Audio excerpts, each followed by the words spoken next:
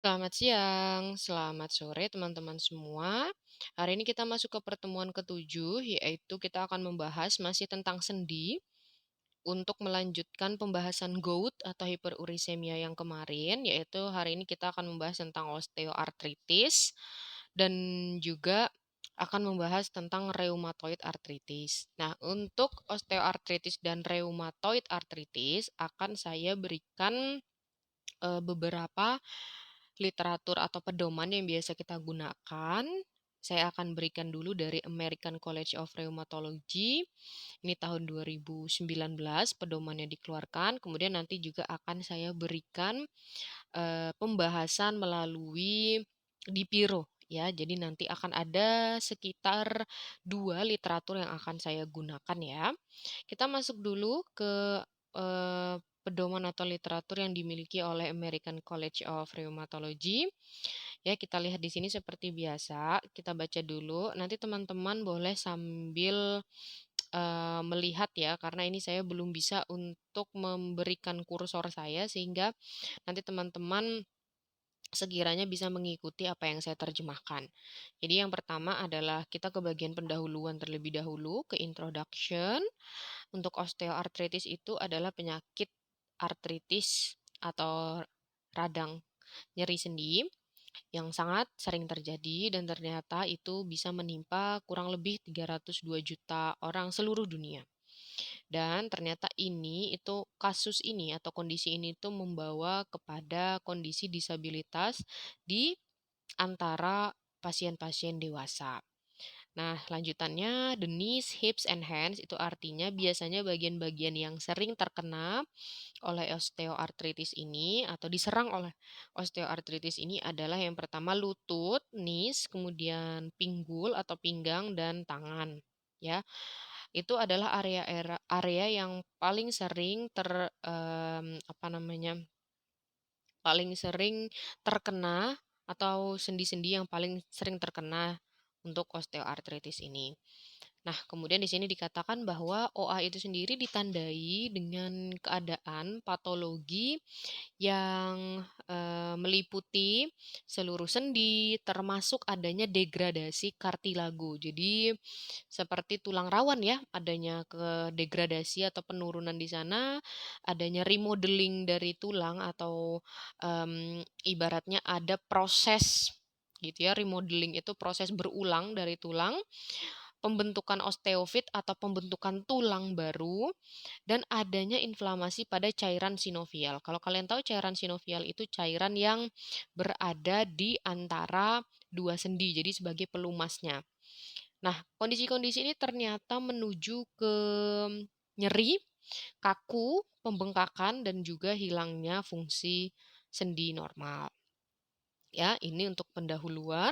Kemudian mungkin kita langsung masuk ya, seperti kemarin juga kita akan lihat beberapa farmakologi terapi yang direkomendasikan. Nah, kalau kalian lihat di figure 1 atau di maaf di gambar 1, ini adalah algoritma dari tindakan fisik atau terapi non farmakologi ya, dan juga terapi farmakologi.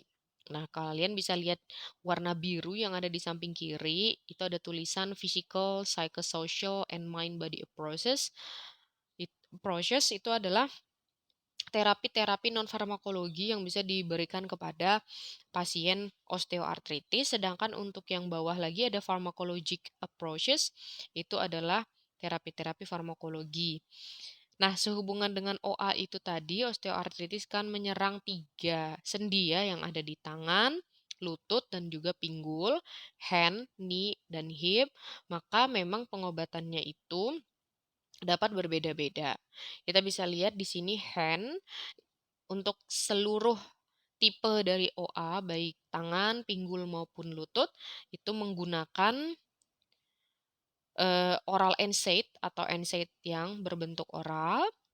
Terus dan itu strongly recommended. Jadi kalau yang warna hijau ada tulisannya di atas itu strongly recommended atau direkomendasikan secara kuat. Sedangkan kalau dia yang putih kotaknya itu hanya conditionally recommended. Nah, jadi kita bisa lihat di sini juga pada seluruh jenis OA untuk pemberian acetaminophen atau paracetamol, terus tramadol ya untuk menghilangkan nyeri juga, itu ternyata conditionally recommended. Jadi em, direkomendasikan tapi secara kondisional ya, atau seperti second line lah ya. Sedangkan untuk first line-nya kita bisa lihat di sini kalau untuk knee and hip, lutut dan pinggul kita bisa menggunakan steroid. IA itu intraartikular, jadi diinjeksikan ke dalam sendi steroidnya ya. Disuntikan. Kemudian kita bisa lihat lagi di sini ya, mungkin di bawah. Nah, kalau ini adalah rekomendasi terapi yang hijau, sedangkan kalau yang ini adalah terapi yang tidak direkomendasikan. Oke. Kita bisa lihat mungkin sedikit tadi untuk yang direkomendasikan untuk non farmakologi ada terapi panas, ya heat, terus ada exercise, latihan, ada weight loss, mengurangi berat badan, ada acupuncture, ini untuk yang conditionally ya atau untuk second line. Sekarang kita akan masuk ke yang tidak direkomendasikan atau therapist recommended against. Jadi dilawan ya, tidak direkomendasikan. Seperti misalnya ternyata ada beberapa di sini terapi non farmakologi yang dilarang, misalnya modified shoes. Gak perlulah katanya menggunakan sepatu khusus ya. Massage terapi, pijet-pijet ya nggak usah. Yang ini aja exercise menurunkan berat badan itu yang dilakukan ya. Lanjutnya untuk yang terapi farmakologi, wow ternyata ini ya yang dilarang tuh lebih banyak dibandingkan yang diperbolehkan. Seperti misalnya untuk bifosfonat, golongan bifosfonat seperti natrium alendronat. Nah, itu juga dilarang ya. Itu merupakan salah satu contoh dari bifosfonat untuk hormon ya. Kemudian selanjutnya ada glukosamin. Nah, glukosamin kan banyak tuh sediaan-sediaannya di suplemen-suplemen sendi yang diklaim khasiatnya bisa mengurangi dan sebagainya. Ternyata untuk American College of Rheumatology mereka memberikan no, itu tidak disarankan. Karena memang dari dulu ya, ini saya beritahu dari dulu memang belum ada satu penelitian yang bisa sifatnya kuat untuk mendukung penggunaan glukosamin ini pada penderita sendi atau radang sendi itu belum ada memang. Sehingga sampai detik ini karena dirasakan belum ada penelitian yang mumpuni untuk mendukung data glukosamin, maka akhirnya mereka meng-against. Tapi Indonesia, but once again, Indonesia kan kita punya genetik yang berbeda ya. Karena ini guideline yang dikeluarkan luar negeri belum tentu kita cocok. Ya, jadi memang di Indonesia glukosamin itu mungkin dipercaya masih tinggi, sugesti dan sebagainya sehingga masih digunakan di Indonesia. Tapi untuk luar negeri dia tidak menyarankan ya. Hidroksikloroquine yes ya, ini juga kemarin sempat rame untuk COVID-19, tapi ya sekali lagi tidak benar ya untuk COVID-19 itu ternyata dia efek sampingnya lebih besar dibandingkan efektivitas pun di sini dilarang ya. Methotrexate MTX dulu methotrexate ini boleh dipergunakan, sekarang ternyata sudah tidak lagi untuk osteoartritis ya. Yang against-nya masih conditionally artinya masih ya 50-50 ya. Oke lah kalau mau digunakan, tapi sebenarnya kami tidak merekomendasi ya karena belum cukup bukti kata mereka gitu. Nah, itu ada vitamin D, ada minyak ikan, ada kolkisin sama seperti goat kemarin ya. Ada juga topical capsaicin, jadi modelan kayak hot in cream kalau di Indonesia, salon pas, Reumasil gel dan sebagainya yang modelan-modelan topikal yang panas itu ya. Nah, itu dia dari sana sih belum merekomendasikan. Tapi ya kalau kamu mau pakai katanya boleh, silahkan. Kalau memang itu bisa mengurangi gejala, pakailah gitu ya. Oke, lanjut lagi kita ke bawah ya. Kita tidak akan membahas tentang ini yang non farmakologi, physical psychosocial and mind body ini tidak, kita akan langsung ke yang farmakologi. Kalau untuk exercise jenisnya apa? Mohon maaf ya, ini malah ke atas. Nah, untuk exercise jenisnya apa? Nah, ini kalian bisa lihat nih di sini ya. Exercise. Nah, macam balance training, macam yoga ya kan. Nah, itu bisa dipakai di sini. Tuh. Kalau yang hijau itu lampu hijau berarti diperbolehkan. Kalau yang merah nih tidak sama sekali ya. Oke, kemudian kita langsung ke terapi farmakologi. Mana ya terapi farmakologinya? Ini kayaknya kemarin saya ada lihat di bawah nih ya. Nah, ini tuh rangkuman yang di atas tadi ya. Dia menggabungkan antara yang warna hijau dan warna merah ya. Kita lihat, oh di sini. Untuk yang capsaicin topical tadi, yang panas tadi tuh, nah itu direkomendasikan secara kondisional pada pasien OA, lutut, dan kemudian juga direkomendasikan secara kondisional tidak boleh digunakan pada pasien dengan OA bagian tangan, ya kan? Terus di sini apa namanya? Jadi dikatakan katanya, we conditionally recommend against. Kami nih katanya memberikan larangan untuk penggunaan topical capsaicin pada tangan, OA tangan, itu karena kurang sekali evidence-nya gitu ya. Dan juga nih ada potensial kontaminasi.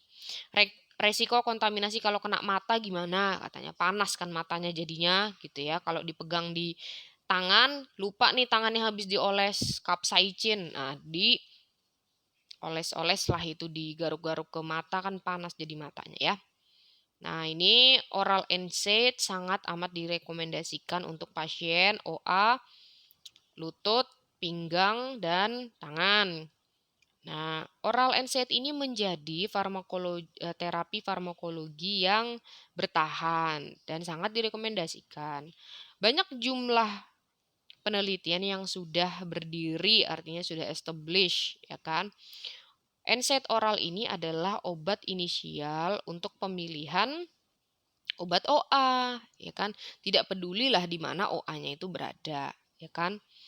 Kemudian bawahnya lagi dikatakan bahwa clinical consideration. Nah, pertimbangan klinisnya adalah untuk keamanan penggunaan dari NSAID, kita harus memilihlah pasiennya yang tepat, ya kan? Karena apa? Karena kita tahu nih ada efek-efek adverse effect potensial pada gastrointestinal, melukai ya, dispepsia, kardiovaskular, dan efek juga pada ginjal. Pun juga ada interaksi obat yang potensial, ya sehingga kita nih pilih-pilih juga hati-hati gitu ya.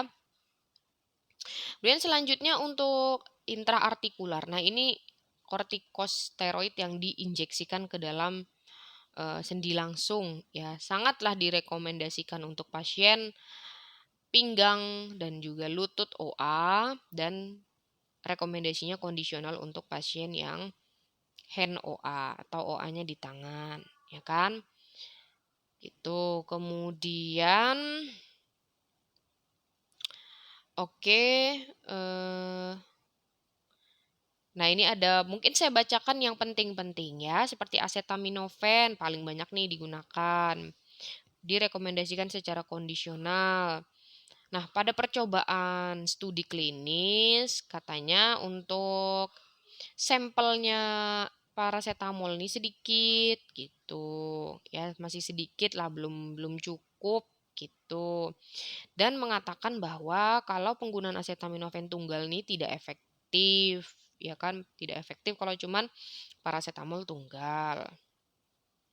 Selanjutnya, kalau misalnya for those with limited, nah untuk mereka yang kemudian memiliki pilihan farmakologi yang terbatas karena ada kontraindikasi terhadap NSAID, oke lah pakailah acetaminophen, ya katanya gitu. Tapi hati-hati ya, kalian harus monitoring secara regular untuk hepatotoksisitas, ya. Oke. Dikit lagi 15 menit ya teman-teman. kemudian ini ada kolsikin dan sebagainya. Nah, bisalah ya teman-teman ini baca sendiri menurut saya.